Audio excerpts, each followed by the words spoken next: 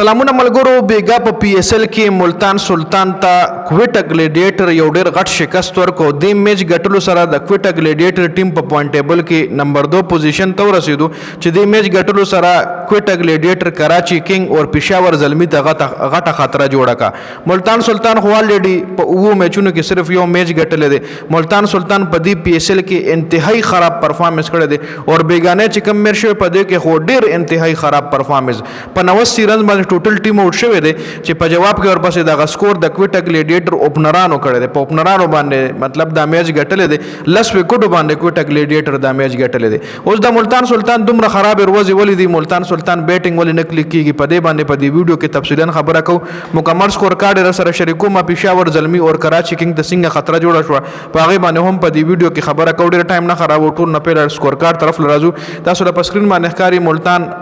سلطان اول سورونه وخل دي او یو لس کم سل رنزونه جوړ کړي یعنی 89 رنزونه جوړ کړي دي یاسر خان 4 بال 5 رنزونه جوړ کړي دي چې یاسر خان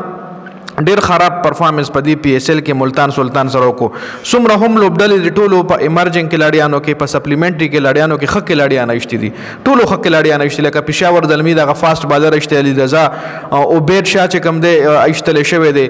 کراچي کینګ والا کوټه ګلیډیټر سره ګوره کو زما خیال بیر شاه کوټه ګلیډیټر سره دی اسلام آباد یونایټډ هم نوجوان کلاډیان ښه زبردست اشتي دي خو په ایمرجنګ کلاډیانو کې سپلیمنټري کلاډیانو کې ملتان سلطان یاسر خان پک چې کوم دی زما خیال په دې د خستو مانوي محمد رضوان نټ آوټ پاتې شوی 44 بال 44 رنزونه وخلی دي خو وکټ چې کوم پچ کنډیشن انتهایی سخت پچو د استرالیا له خاورې پچ وروره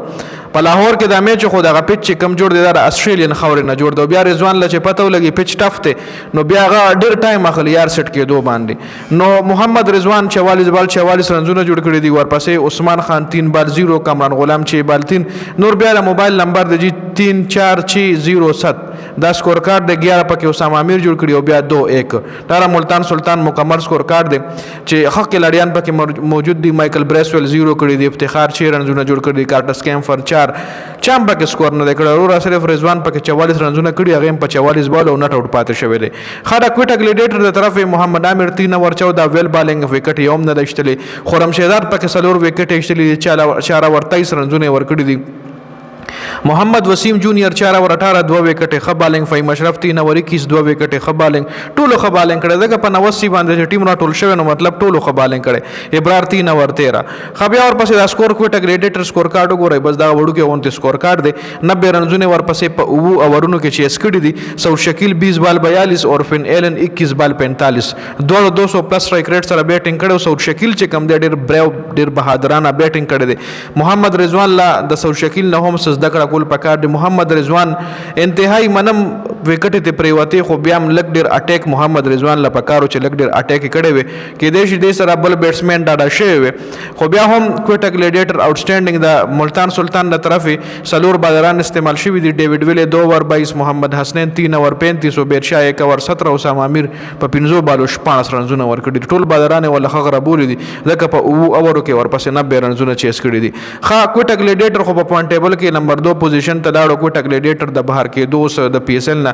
چانسز ډیر زیات کم شو اوس که چانس زیات یو خو ملتان سلطان به بهر کیږي چې کم کرنٹ د دې پرفارمنس ته او بل ټیم کې به پېښور زلمی یا کراچي کینګ بهر کیږي خو کراچي کینګ خپل میچونه ګټي یو واحد پېښور زلمی چې د میچونه خپل تیر شوی بایللې دي نو پېښور زلمی یو سترانګ کم بیک کول پکار دی په دې ټورنمنت کې ژوندۍ پاتې کېدلو لپاره د کراچي کینګ ټیم چې کم میچ پاتې دي نو هغه هم سخت نیمانو سره دي نو کراچي کینګ له هم لا خطر شته اسلام آباد یونایټډ خو الریډي ای خو کوالیفای شوی 15 میچونو کې 15 ګټلې دي نو دا مکمل سکور کارت اوس د حواله سره تاسو سره د خپل قیمتي رائے موږ سره په کمنټ کې ضرور شریک کړئ